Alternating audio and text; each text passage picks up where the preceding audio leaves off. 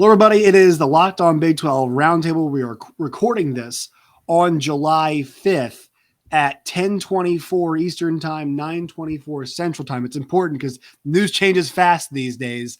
On the show, realignment. We are discussing the news that the Big 12 might add up to as many as 6 teams in the Pac-12, what that could mean, and more, all coming up for you on today's show. You are Locked On Big 12, your daily podcast on the Big 12 Conference, part of the Locked On Podcast Network, your team every day. All right, once again, Locked On Big 12 Roundtable. I am Josh Neighbors of the Locked On Big 12 podcast. To my right, if you are watching here on YouTube, Stephen Simcox of Locked On Horned Frogs. Below him, it is John Williams of Locked On Sooners. And then to his left below me, it is Jake Hatch of Locked On Cougars. Gentlemen, good to see you all. It's good for all of us to be back together. A whole lot has happened. We got the news last week that UCLA and USC are headed to the Big Ten for 2024, and that's caused ripple effects across everything. We've talked about it on this channel. I'm sure y'all have talked about it on y'all's channels about the realignment news, but really it's just a whole lot of conflicting stuff that we're seeing, although we do all trust Dennis Dodd. So we're going to roll with Dennis Dodd's reporting on this. And today he said that the Big 12 is targeting adding up to as many as 6 teams. Now, the 4 teams he grouped together, Arizona, Arizona State, Colorado, and Utah, we had all heard before. The 2 that we knew were, potentially in play, but really have felt like long shots up until Dennis Dodd said something, were Oregon and Washington. And there has been reports that those 2 schools are kind of in limbo because they are waiting for, maybe word about what's going to happen with Notre Dame. But Stephen, I'll go to you first. I mean, when you saw the news, we've heard about the 4, but the prospect of getting Oregon and Washington, I mean, I was kind of licking my chops on that one. Yeah, I mean, it's definitely exciting for the conference. This was a league that a year ago seemed like it was on life support. And I will say, like, for a conference that's been on the defensive or has been, playing defense with a lot of this realignment news for the past few years, it's kind of funny and encouraging that they're finally, appear to be the aggressor in this situation. And Utah and Colorado and the Arizona schools, like, that makes a lot of sense. I think that's really obtainable. And honestly, though, outside of Utah, like, all those other programs from a football perspective are kind of struggling right now. But it's good to add those numbers. It's good to have those TV markets. But when you start talking about Washington and Nike University in Oregon, like, these are major brands. These are schools that have been successful, schools with good administrations. Like, this is the type of thing that levels you up a little bit, that, puts you in some competition, I think, with the ACC and what they've been able to do with Clemson and some of the power brokers there lately. It gives you a chance to stay relevant with the Big Ten and the SEC, even though it appears that those 2 conferences are moving to a different place and maybe trying to separate from everyone else. There's a place, though, now for that, second tier, number 3, whatever you want to call it. And if you add some West Coast power like that, then I think it can really increase your viability. And it's a forward-thinking move. So we'll see if it works out. But, I mean, I think it's a big deal that it appears, there's at least some mutual interest there. And the Big 12 has a chance to make a big splash here. And we were talking about this before the show started, Jake, about really Oregon. And if you're Oregon and Washington, I would not jump the gun on this. I would wait as long as I could to see if I could get into the Big Ten, because here's the thing. If you're Oregon and Washington, the Big 12 would take you at any point in time. And if anybody believes that, they're wrong. I've always referenced this article. I've referenced it a bunch. It's important, but Andy Staples wrote the Wheel of 24 article basically about the 24 schools that really do boost, when they're on TV, people are watching. Washington and Oregon are both on that list. And so they are good academic institutions. One is in Seattle and one is Nike's, manifestation, if you will, of college sports. I mean, you think Nike and you think college sports, Oregon is what you think of. So, Jake, I think that's kind of the consensus that we came to before the show, right? I mean, I know it feels like there's a rush sometimes, but if you're Oregon and Washington, there's no rush. You should wait to see if you can get in the Big Ten and get a bigger piece of the pie. Yeah, if you believe John Canzano's reporting, and he of course covers Oregon heavily up there in Oregon, he's saying that Phil Knight is making calls behind the scenes to help Oregon right now, whether it's the Big Ten or the SEC. They can afford to let this play out as long as they need to until they're told a firm no by the Big Ten, the SEC, and potentially putting the Pac-10 together as currently constituted and just kind of staying that way until they feel like those options are not viable options. Yeah, you just let things ride. That's the thing. These are two power brands. They are the power brands remaining in the Pac-10 as currently constituted.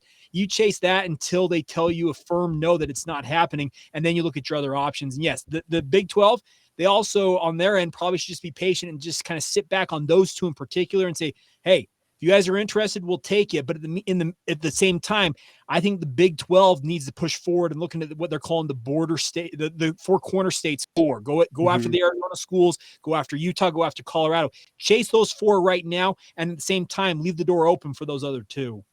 Yeah, I think that's kind of the right play. And John, it's interesting. You know, I've been thinking about what Bud Elliott said a while ago or a couple of days ago. Roughly a week now. He said he thinks any kind of super league would not just be 40 teams. It would be probably more towards 60. And his point was somebody's going to have to eat losses, right? Like and I'm not suggesting the Big 12 would just go and lose games. I mean, there are Rutgers and Illinois and Indianas, and there's sometimes my Missouri Tigers, and there are South Carolinas, and there are Vanderbilts who eat losses in those conference regularly.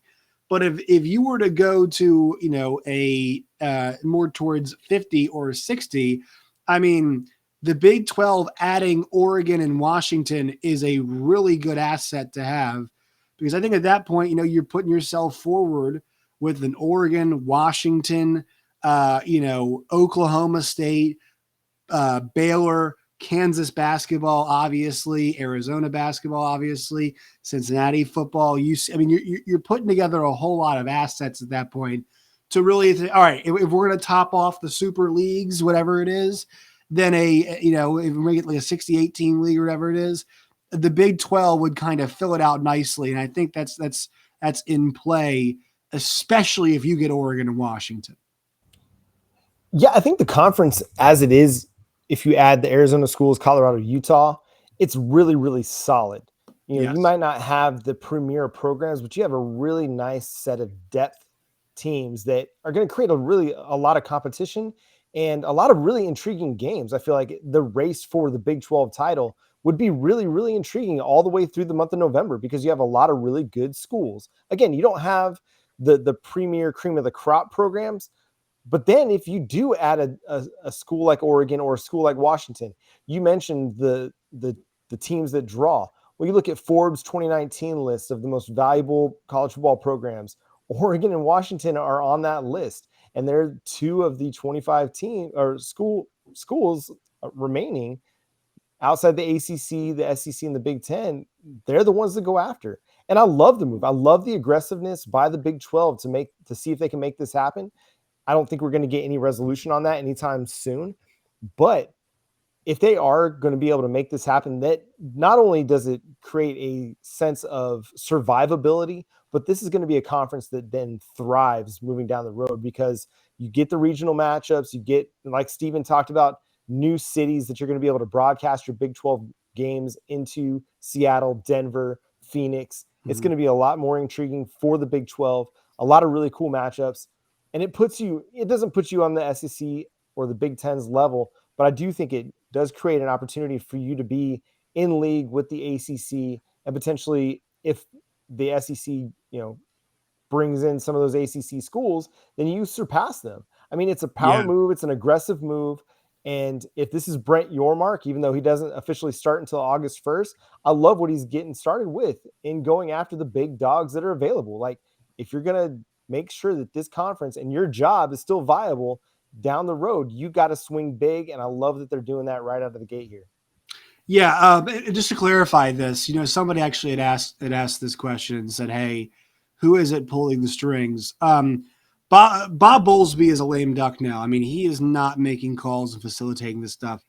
It's obviously just a time period of transition for Brett Yormark, but you better believe he's definitely involved in making calls in this situation. I mean, his job has started. Like, I know the date is not hit yet, but guys, his job has already begun. It begun the day they announced him, even probably before they announced him. So he's the one really right now doing this. And so obviously the conference presidents, whatnot. One last thing on the Oregon and Washington front. Unless they feel like they're really under the gun to go somewhere else and make something else happen, I expect them to remain out of what's happening now and wait for the Big Ten to see what happens. All right. I really think that's kind of where we're at. I would expect some movement on the front of and this is not inside information, but I would expect some movement on Utah, the Arizonas, and Colorado. I bet we'd see that first.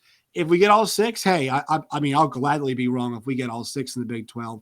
But I think right now it's safe to say that, look, the 4 that are talked about, their move would be a much quicker one. For Oregon and Washington, nobody's pressing you. Seattle's not going anywhere, right? It's not, Nike's not going anywhere. The things that make you who you are not going anywhere. You're in a good spot. All right, one quick word from our sponsors. Then we're going to hit on this is Jake's wheelhouse. I'm lobbing Jake a softball up next. The holy war in the Big 12 is something that we have to talk about. We will in 1 second, but first, a word from our friends at rockauto.com. Rockauto.com is the best place to find parts for your car or truck. What you all can do is go to rockauto.com today. Don't deal with the endless number of makes and models and dealing with somebody behind a desk at your local auto parts store. rockauto.com has been serving auto parts customers for 20 years online. There you go. It's late for me. Do not spend 30, 50, or 100% more than you would at rockauto.com at a chain store or an auto parts place or your car dealership. Go to rockauto.com right now. See all the parts available for your car or truck, right? Locked on in their How Did You Hear About Us box. That way they know we sent you. Amazing selection, always low prices, all the parts your car will ever need. That's rockauto.com.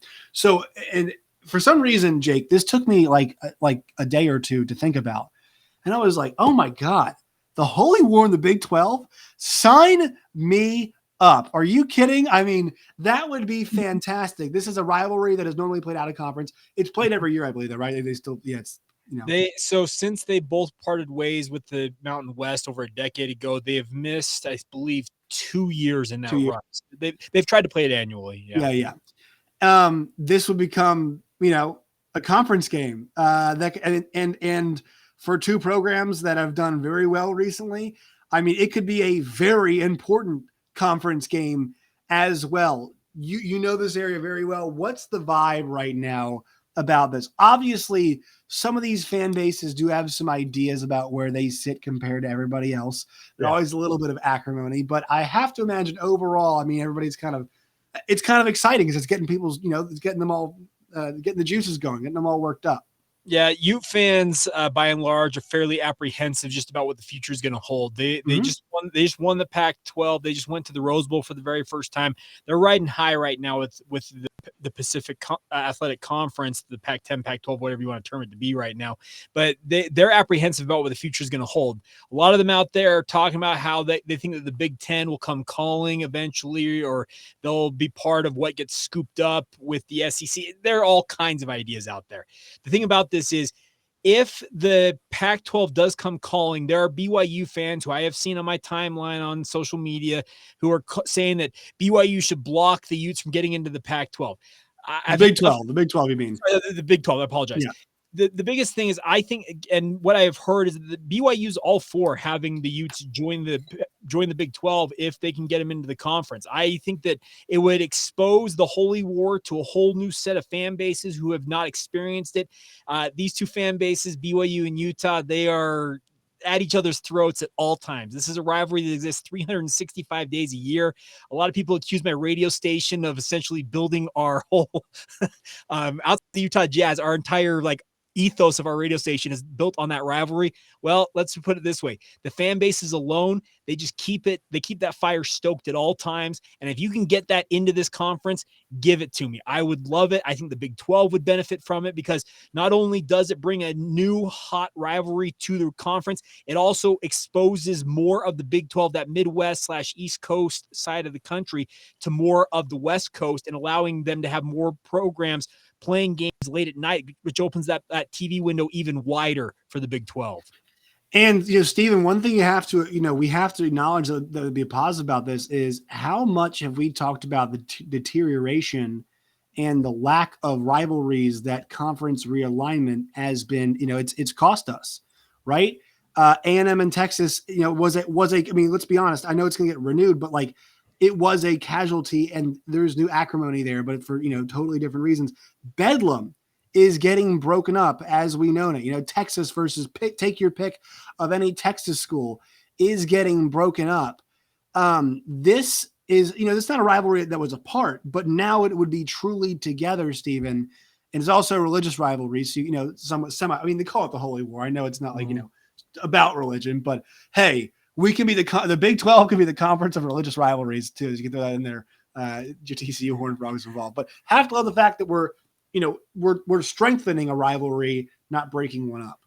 Yeah, you need those games. Like the Big 12 in its new form doesn't have a ton of these rivalry games with built-in history. Like I know a lot of fans have talked about Iowa State and Kansas State being, a sneaky good game, Farmageddon. And TCU and Baylor have a lot of history, and that's a good rivalry as well. But Utah and BYU, I think it's two really passionate fan bases. It's a game you could put on primetime television, as Jake laid out there. You could put it on, in that West Coast time slot, and you don't have to hype it up. You don't have to stir it up. It's right there. It's built in. The Big 12 needs that. They need some of that natural rivalry juice because, Oklahoma State, they're losing their natural rival in Oklahoma. The Big 12 as a conference is losing Texas and Oklahoma. That game, UT, that's always a huge game for everybody in the league, but especially the Texas schools. That's one they circle. So to get not only two really good football programs, but a built-in game that you could put the last weekend of the season, potentially, that could be a really good matchup. That's huge for a league that is going to miss some of that with, the musical chairs that are going on. And John, let's pivot now to kind of that talk that we had about, Power 2, Power 3 leagues. What do you think about let's just do the four. Let's just add the four schools that we talked about, the Arizonas, Colorado, and Utah. What would you consider the Big 12 at that point, right? Maybe you're the fourth best league. Sure, you're thinking about that, but look, do we believe the ACC is going to hold strong? I've seen stuff going on around Twitter from people like Josh Pate, who have talked to people inside athletic departments who think, some of these schools might just say, give the middle finger to the grant of rights and whatnot and say, all right, come get us in court. We're going to leave. Right. So I think there's a lot of people out there who believe that, the next move is not ACC adding teams. It is the SEC and Big 10 poaching those teams. What do you think the Big 12 is in position to be? Obviously, the loss Texas and OU is huge, but where would you kind of categorize them or think about them if they were able to just to snatch the four? I think if they took the six, I think there's no doubt about it. That's the third best league, right? I think we're on the same page, right? You snatch Oregon and you snatch Washington. Clemson's the only thing that's propped up that league, the ACC, for a while now, and it feels like a foregone conclusion that they're going to go to the SEC, FSU, Miami, maybe Tech, UVA, Duke, and Carolina go make their way to the Big 10.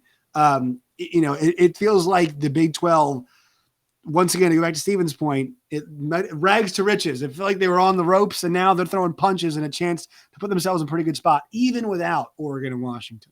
Yeah, I think so. I think they've created a sense of sustainability for this conference now, because you're getting a good group of teams that maybe they aren't the best football programs right now, but they've got some history of success. You look at Colorado in the early 2000s, Arizona State back in the 90s with Jake the Snake. And Utah just coming off the Pac-12 championship. These are viable programs on the national scale. And you guys just talked about the rivalry that is coming into the conference. The one concern I have, though, is what happens with Oklahoma State. They were real kind of bent out of shape about not getting to go along with Oklahoma to the SEC. Now, I don't know if the SEC has any interest in Oklahoma State, but they were a pretty decent draw for the Big 12 last year. They do have a viable brand. They are a really solid program across the board. If they lose Oklahoma State, it definitely hurts the Big 12. But I think even with that, what you have is a very sustainable conference. As the ACC looks likely to be picked apart, it seems like the Big 12 is probably going to be what it is with those 4 schools added. You're not going to see them getting poached necessarily for the SEC or the Big 10. I think what's most likely is what you mentioned, Josh. You're going to see a splitting of the ACC, and your Southeastern schools, your Florida schools jump into the SEC, and then Clemson as well. And then you're seeing other schools go to the Big 10. Sorry, we got fireworks still going off here on July 5th. This is fantastic as my kids are trying to sleep. So I think we're still going to see a lot of moves being made on the board. Like we're not even done with Monopoly yet. This is going to be something that just lingers on for quite a while. I do think, though, that the Big 12 is establishing themselves as a conference that's going to last. And it's going to be a conference that's going to be able to hold itself together by adding these programs that do have a long history of just viability. I mean, there's going to come a time when those Arizona schools are back. I mean, sorry for using "are back," but were they're more is Arizona football back? Yes, is Arizona next time on Locked On Big 12? Yes.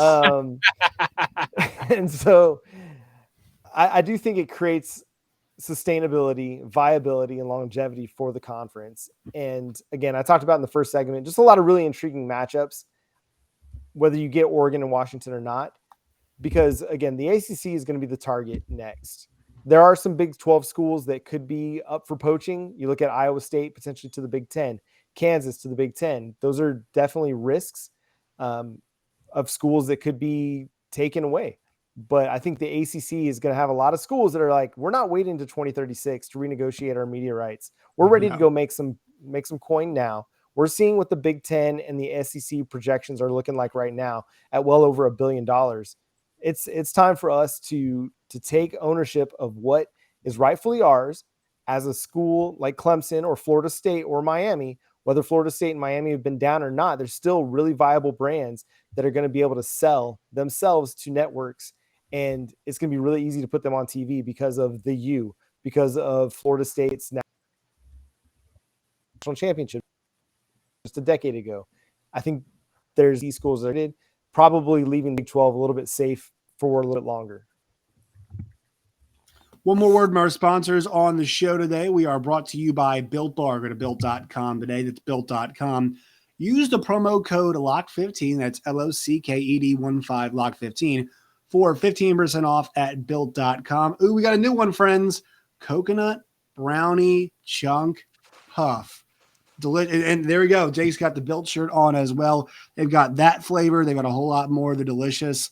And they are good for you. They got the Built Go. They got the Built Boost. They got the Built Puffs. They got the Built Bars. I mean, got you covered on all the fronts over there at Built.com. Once again, Built.com, promo code LOCK15, LOCKED15, LOCK15 for 15% off on your first purchase at Built.com today. All right, so one more thing before we run and get out of here.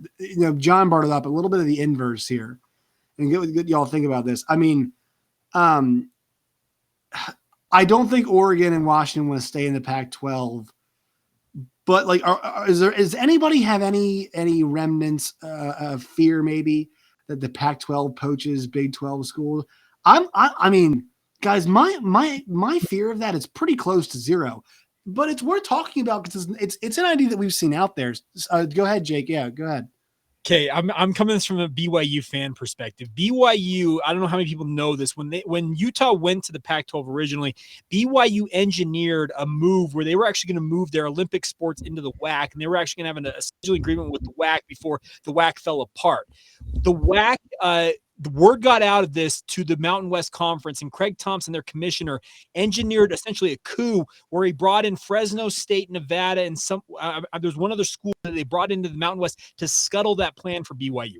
BYU fans will never be comfortable with anything because of that very thing. So from the BYU fan perspective, there is always that outside fear. I'm with you. I'm not necessarily counting on any of that, but I'm just saying there's always that minuscule chance that somehow the Pac-12 turns the table on the Big 12, but I am not expecting it.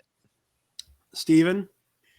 Yeah, I mean, I really don't see it happening. Like, I guess you have to leave that possibility out there because it's such a crazy climate. But honestly, for all the jokes that have been made at the Big 12's expense, like the Pac-12 is not in a stronger position lately. They also have struggled to get teams in the playoffs in football. Their flagship programs like USC, who is now leaving, obviously, has not been the same, as a football program in recent years. Oregon is still a great brand, but, they haven't really been knocking on the door like they were in the past. And their media deals, it wasn't done, looking towards the future. I think they've been kind of caught flat-footed with this whole fiasco as well. There's always that possibility, but I don't see the Pac-12 turning this around. I think their best bet is if somehow Oregon and Washington stay put, and then maybe they can go, on a more aggressive path. But I really don't think it's going to be the Big 12. I think even though this is a conference that's had so much infighting, Texas and OU leaving really did a lot to galvanize the current membership. They were able to add, the 4 schools that they did, and it brought some stability to the league. So I feel like everybody's kind of on a united front, and they want to stick together, at least for the time being. I don't think the Pac-12 can offer a deal that's enticing enough to make these schools leave. Yeah, John, are you on the same page with that? I mean, I'm trying to think, like, is attaching your – or I don't think Oregon and Washington want to be like the bell cows for all that. They know that there's probably more money to be made elsewhere. Unless you're taking Oklahoma State, Baylor, those big schools, the Big 12 is a more attractive TV product, which makes the announcement today that they're opening. I found it fascinating that the Pac-12 is in business now for a new TV deal. Who is lining up for that? I'd love to know for that. But John, I feel like it's probably a low chance that they poach anybody. Yeah, I just don't see them having a position that's attractive. Like if you're Texas Tech or you're Oklahoma State, why would you want to go? They've just lost their power programs in USC, UCLA. They're likely going to lose Oregon and Utah. What's attractive about that conference except for maybe being the top dog in it? But that's not going to get you very far on the national scale, and it's not going to get you very far in TV revenue either. So you just hang tight. You've launched the first salvo. If you're the Big 12, you're the aggressor here. You see a weakened Pac-12. There's no reason to suspect that the Big 12 is at risk at all from the Pac-12. If anything, a merger is more likely to me than the Pac-12 taking any Big 12 teams. But that only happens if Oregon and Washington are still involved in the Pac-12. If they are just out and they're done, then they're either going to the Big 10, the Pac-12, or the SEC. I just don't see one of the Big 12 schools being like, yeah, let's go hitch our wagon to George Klavkov. Like, that's not something that they're going to be likely to do. I think the Big 12 is safe. I think the Pac-12 is probably in a worse position than what the Big 12 was a year ago when we were wondering, is the Big 12 dead? Well, the Big 12 survived. The Big 12 is now in a position where they can be very attractive to some of these schools that are looking for new homes, whereas the Pac-12 looks like it's really on its last legs, and any expansion talks is going to be looking at San Diego State. Hey, Aztecs fans, you've been asking for it. And now you're going to get the chance to be in the Pac-12. Asking for it. Shout out to the one person who sent me like 4 paragraphs about that on Twitter. All right, it is time for us to plug all of our. Here's the thing. Thought it'd be a slow off season, guys. Business is a booming right now for all of us with this stuff. Steven, where can people find you and your work and all of its variety? Yeah, I'm at Simcox Steven on Twitter. The show is at Locked On TCU. It's Locked On Horned Frogs on YouTube and also wherever you get your podcast. Obviously, plenty of realignment talk. Also, Cam Norrie, former TCU Horned Frog, advanced to the semifinals at Wimbledon today, battled back in 1 in 5 sets. So he'll face Novak Djokovic on Friday. We have some coverage of that coming up this week as well. Novak Djokovic also won a thrilling 5-setter today as well. All right, John, where can people find you and your work? Yeah, you can follow me on Twitter at John9Williams. You can follow the show on Twitter at Locked On Sooners and on Facebook and Instagram, same place. You can also read my work covering the Oklahoma Sooners over at the Sooners Wire. And we're about to have on Shehan Jayaraja of CBS Sports to talk about all this realignment fun, I guess is the best way to put it, because it is kind of fun. It is fun. So we'll talk with him about that actually after I jump off this show, and we'll have that for you in your feeds on Wednesday. Jake. Search out Locked On Cougars on Facebook, Instagram, or Twitter for our social media feed. Just search out Locked On Cougars wherever you get your podcast. Locked On Cougars did pass 1,000 subscribers on YouTube 3 months to the day after we launched it. So kind of funny how symmetry happened. Went from April 1st to July 1. So we made it to that benchmark. So big thank you to all the fans out there for that. And if you want all of my thoughts on all things sports, including all of this, I call it madness with conference realignment, follow me. I'm at Jacob C. Hatch on Twitter. Make sure you guys follow Locked On Big 12 at LO Big 12. Follow me at Josh Neighbors _. Jake, I have to share the same thing as you. Locked On Big 12 passed 1,000 subscribers. Yeah. Took us a little bit longer than the 3 months, but we eventually got there. So I want to thank everybody out there for doing that. Keep subscribing. Keep telling your friends. Let's try to get to 2K before the football season starts. We're actually about we were at like 899 like less than a week ago. We're about to hit 1,200 now. So it's been this realignment stuff, guys. It's been complete gold for all of us. Hope you guys keep enjoying the content. All right, friends. So next time we'll see you guys next week.